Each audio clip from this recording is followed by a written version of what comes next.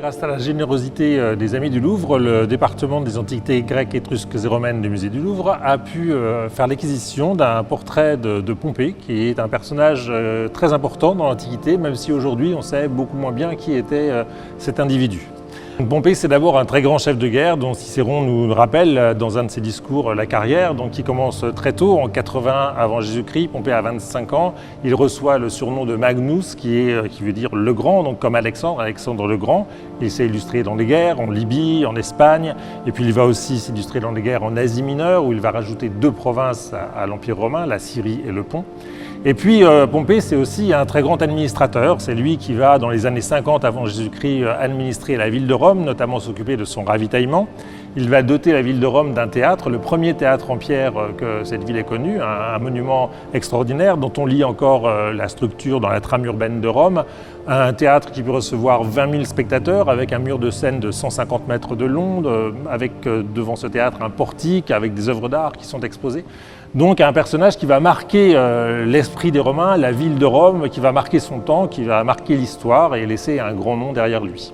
Donc après cette période où Pompée va administrer la ville de Rome, eh bien, les ennuis vont commencer lorsqu'en 49 avant Jésus-Christ, César va passer le Rubicon, il vient de Gaulle, et il veut imposer au Sénat romain ses vues politiques. Et en faisant cela, en fait, il rompt avec les règles de la République, puisque le Sénat représente l'autorité républicaine à l'époque. Pendant longtemps, jusqu'à ce que le Louvre puisse faire cette acquisition, on a cru que le meilleur portrait de Pompée, c'était le portrait de la glyptothèque de Copenhague. Et il se trouve que ce portrait présente des traits un peu lourds, un peu massifs. L'expression de Pompée sur ce portrait est une expression un peu éteinte, pas très dynamique. Et donc on se disait, c'est étonnant la différence qui peut exister entre ce personnage donc flamboyant, avec une aura resplendissante, et ce portrait un peu atone, un peu bourgeois, entre guillemets. Mais le portrait du Louvre apporte un éclairage tout à fait nouveau et modifie vraiment la perception qu'on peut avoir de Pompée, puisque qu'est-ce qu'on voit? On voit un visage qui est très alerte, très énergique, à la fois très serein, mais aussi très ferme, très déterminé. On a affaire aussi à une œuvre qui est tout à fait remarquable sur le plan de la sculpture, puisque si on observe la chevelure de ce portrait, on voit que le sculpteur a cherché à ménager des effets de clair-obscur. Il a joué avec les ombres. On a une chevelure qui est très fouillée, qui a été fouillée avec le trépan, donc on a creusé vraiment entre les mèches. Et donc on a dans cette chevelure une impression de désordre, d'ombre, de lumière qui sont plus ou moins tournantes, plus ou moins flottantes. Et ce désordre, cette apparente anarchie contraste avec le front, avec ses rides très régulières qui expriment au contraire là, la sérénité, le calme. Et ce contraste qu'on va trouver dans tous les traits de ce portrait, il correspond tout à fait à ce que finalement Pompée voulait transmettre.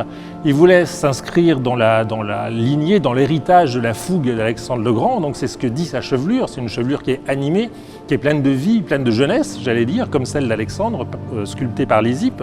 Et puis par ailleurs, son visage exprime ce qu'on pouvait attendre de quelqu'un qui défend les institutions de la République, c'est-à-dire une certaine sérénité, une certaine fermeté, une certaine constance et aussi une certaine autorité morale. Pompée est un personnage qui, pour les Romains, était vraiment quelqu'un dont la moralité, dont l'éthique, dont l'honnêteté était universellement reconnue. Remercier les Amis du Louvre d'avoir permis au département d'acquérir cette image d'un grand homme et d'être donc le seul musée maintenant à posséder 2 portraits des triumvirs de l'année 60, Pompée d'un côté et Crassus de l'autre.